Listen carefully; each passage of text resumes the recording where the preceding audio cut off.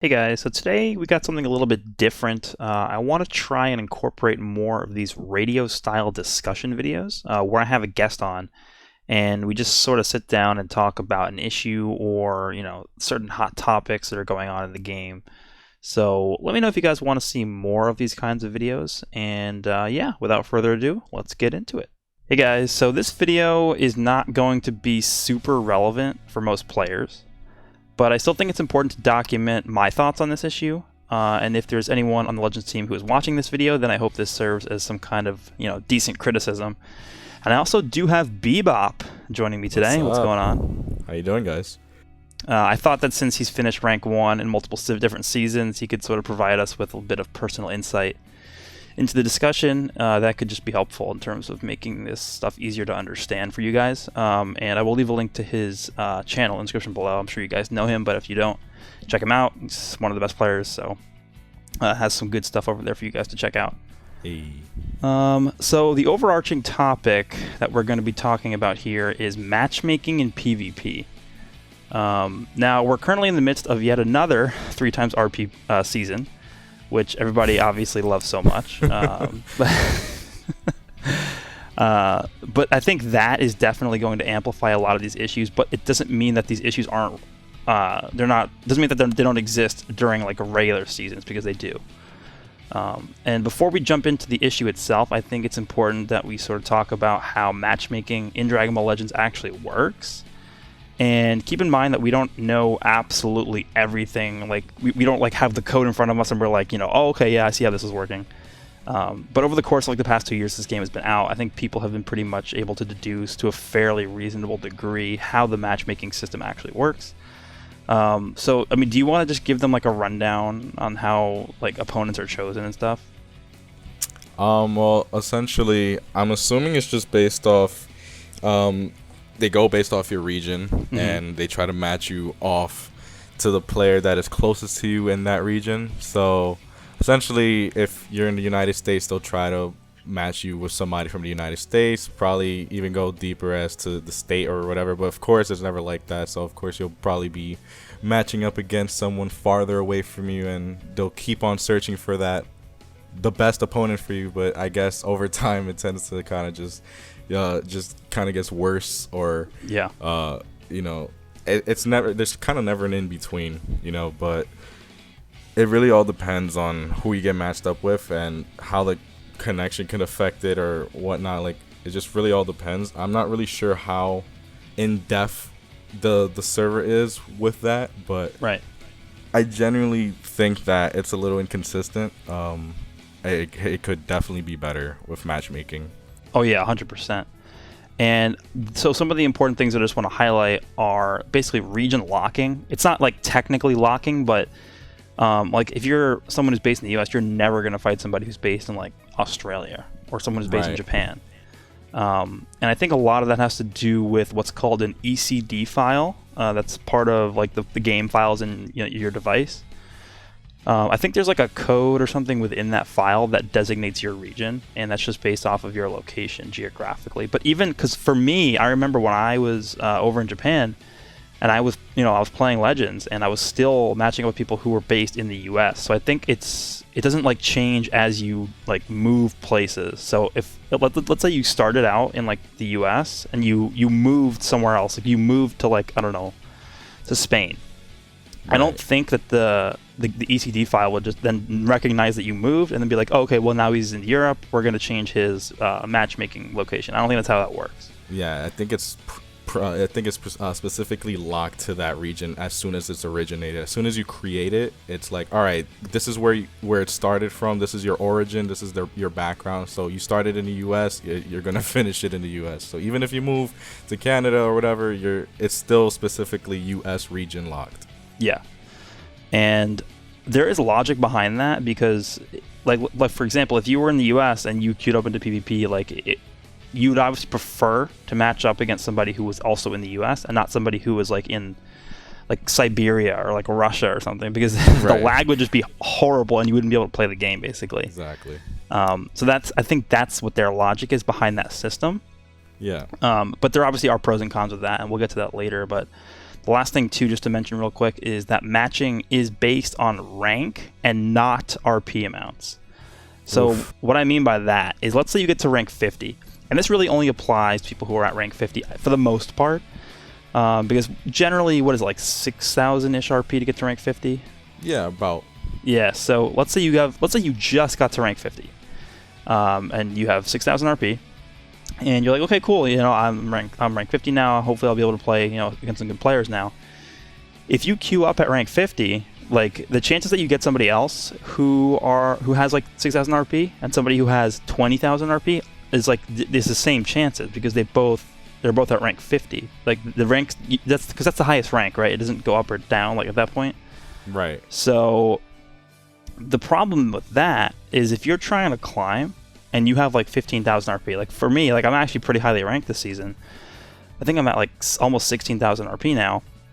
If you're trying to rank up and you're just constantly getting people with 5,000 RP, 6,000 RP, like I'm just getting 3 RP every match. Because the matchmaking system doesn't care how much RP you have, it's only caring about the ranking, right? Rank 50. As long as your opponent is rank 50, then that's all that they care about. Exactly. So that's another problem. Right. So now we've got that out of the way. This is like where we start talking about the actual problem. And I'm just going to say the problem first, and then we can just sort of talk about why it's a problem. The problem is people who are based in Japan, Japanese players, have a much easier time in achieving very high ranks than people who live in other regions. And when I say higher ranks, I mean like top 10, top 3, top 1. And it's hard to explain, because it's not like... So if you're somebody who lives in the U.S., just as an example, you're mostly going to be playing against other players who are, for the most part, relatively close to your geographic location. So, like Canada, Mexico, mostly North America. You do get some matches against people from South America, but I would say that those are in the minority.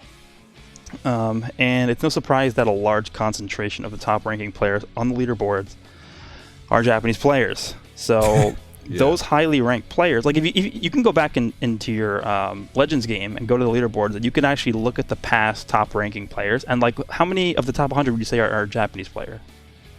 I would say like half of them. Like, not even joking, is like almost near half are Japanese players, because it's easier for them to grind. Right, and because remember what we said in the beginning, it's based off of region, so.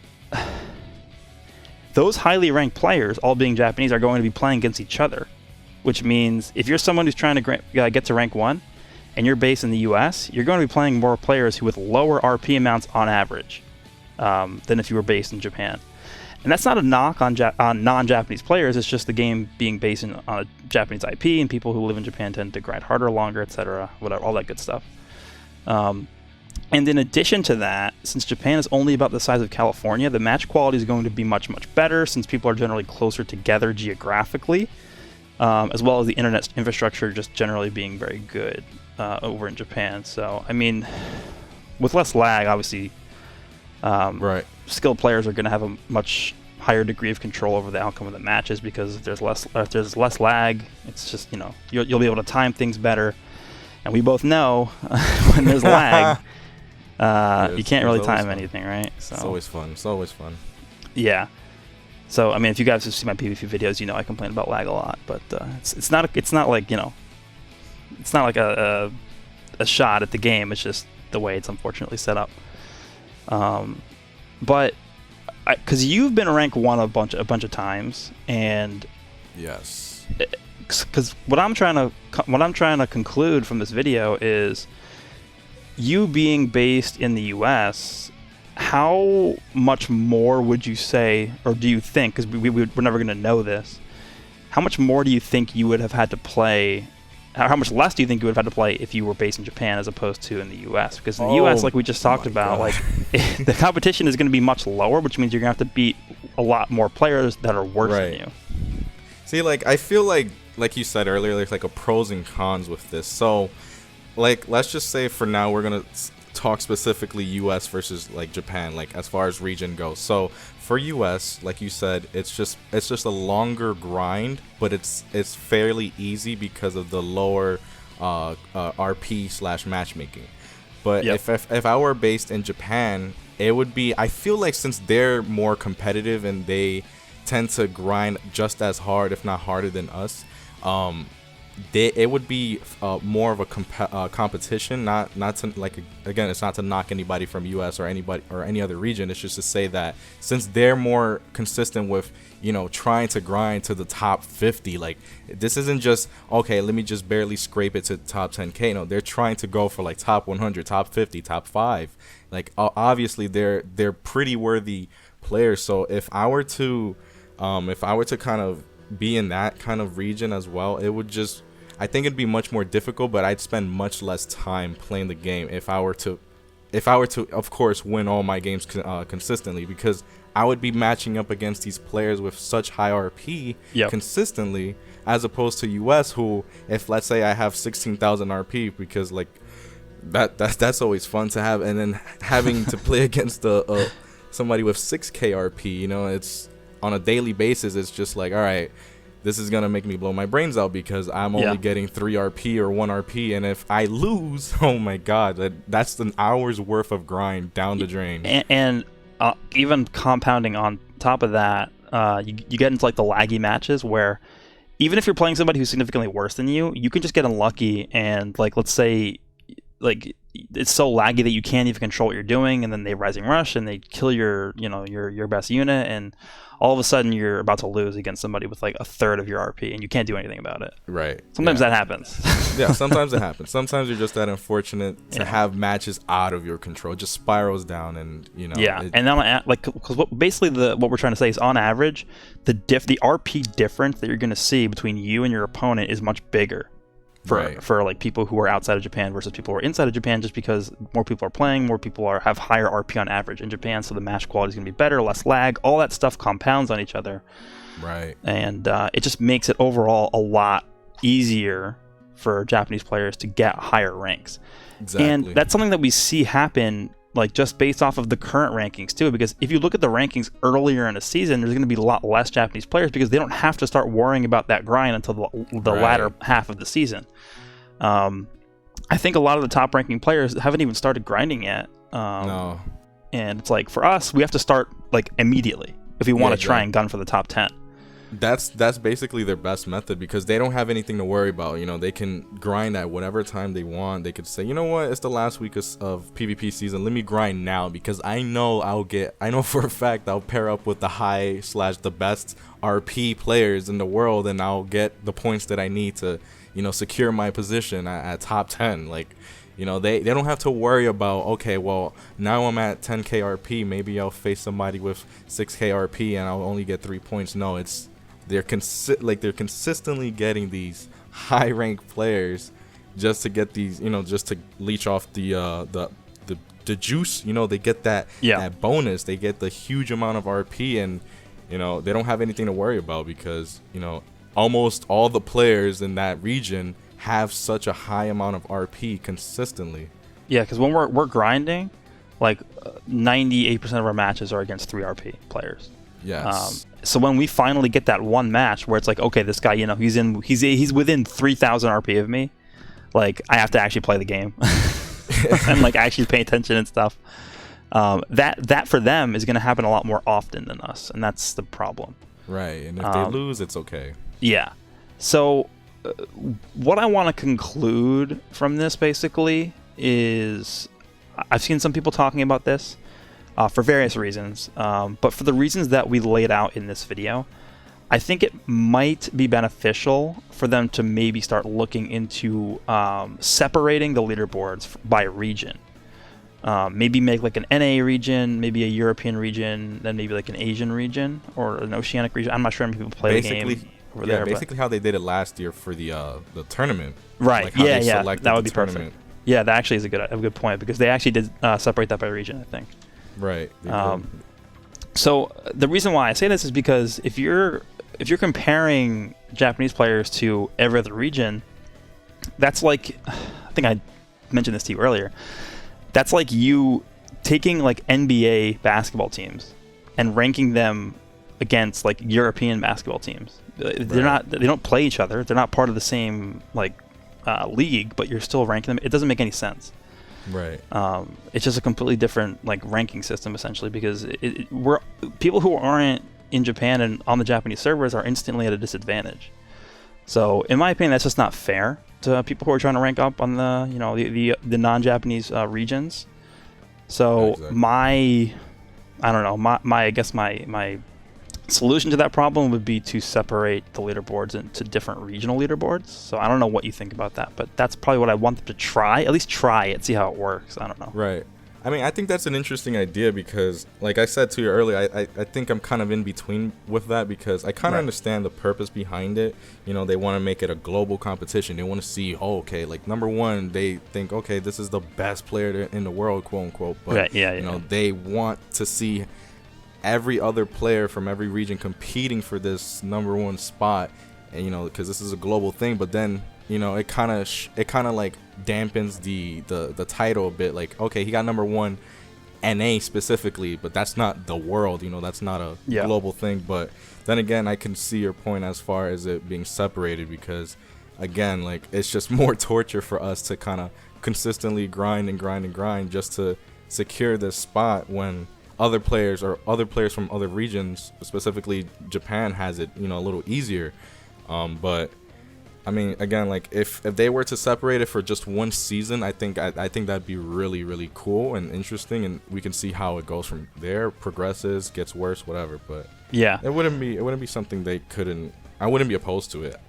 I think in an ideal world, this game, like so again, the infrastructure is the problem. Like in an ideal world, you're gonna have every region playing as every other region. So if I queue up here, I'll be playing against somebody in Japan. It'll be a perfect connection. There won't be any issues there. But that's just unfortunately not how that's not how the infrastructure is set up right now. So obviously, I would prefer it if everybody was ranked on the same system. That would make it a lot better. I would love to queue up and fight Japanese players and have no lag and it would be smooth. But that's just not how it works. So that's why I think this is probably at this point going to be. For the people who are gunning for like the top 10 or top 3, top 1 positions, it would be a lot more fair, I think, to do it this way. Definitely. But yeah, I do agree. Like, you know, having that number 1 spot be like like only one person in the world's getting that. That would be the ultimate like best scenario. But if it's gonna be imbalanced and like unfairly, I guess, biased towards one region, then it's kind of like, okay, well, is it really as prestigious? Yeah, exactly.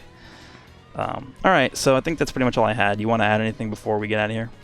I was going to ask really quick, how did you feel basically about, like, it's kind of like what you said about separating the regions, but how would you want the matchmaking to be? So, like, do you want it to be split by divisions as well? So, like, only, for example, battle rank 50 players should be paired up against battle rank 50 players. Like, that's it. Like, you know, sometimes we even play against battle rank 45 when we just hit 50. So I guess it could kind of be split in that sense as well. Like it's kind of like what we were saying. Like if I have 10,000 RP, maybe there should be kind of a minimum requirement to play that player. So kind of like a 2,000 RP difference.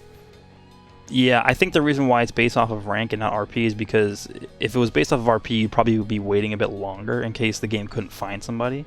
Right. But in my opinion, I would much rather wait that extra 30 seconds to a minute in order to find a better quality match than to just get in a match as quick as possible, because that match could end up taking 2-3 minutes, and that's just already wasting your time. Right. So for me, I would much rather prefer if it was based off of RP, not just rank. But I don't really know like if there's another reason they have for doing that. I can't think of anything off the top of my head, but I'd much rather prefer it to be RP based than rank based. Yeah.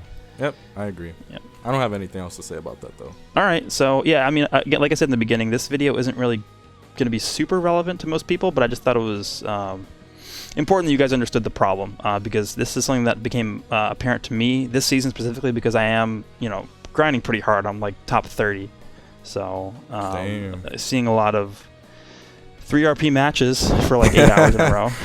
Welcome to my world. I know. I don't know how you do this. I don't know either, but hey, it's like a job in a way. I would just say, and you know, and it's good for, you know, even if you're not a competitor out there, it's good to kind of just be aware of things like that, you know, just seeing what's going on behind the scenes. And especially if you just want to grind, you can see kind of where the imbalance is with the leaderboard or in ranking. Yeah. So again, if there's anybody from the Legends team watching, hopefully this serves as some solid criticism. But yeah, hope you guys enjoyed, and I will see you all in the next one. Thank you. Bye.